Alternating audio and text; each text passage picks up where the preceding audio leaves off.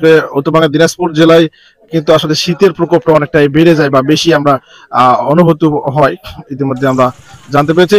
এবং এই চলাচলের ক্ষেত্রে কিন্তু অনেকটাই বিঘ্ন করছে।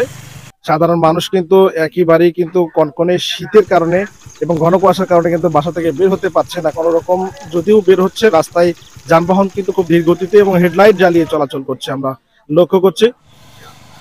এতটাই কুয়াশা। আমরা আপনাদের জানিয়ে দিচ্ছি যে আমি এই মুহূর্তে রয়েছি হাকিমপুরের একেবারে শেষ সীমান্ত এলাকা, একটি হিলি বগুড়ার যে মেইন রাস্তা রয়েছে সেই রাস্তায় কিন্তু ইতিমধ্যে দাঁড়িয়ে রয়েছে এবং রাস্তার কাজও কিন্তু চলমান রয়েছে।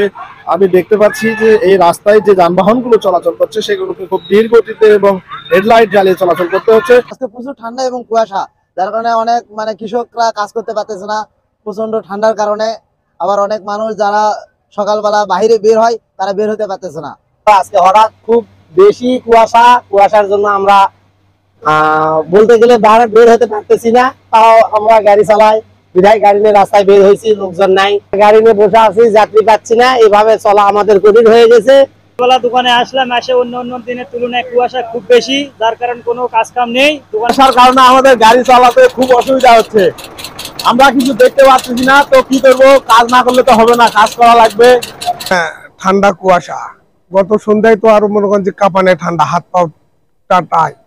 আর এখন পর্যন্ত দিন মজুরি যারা আছে ঠিক মতন মাঠে নামতে এখনো পারেনি।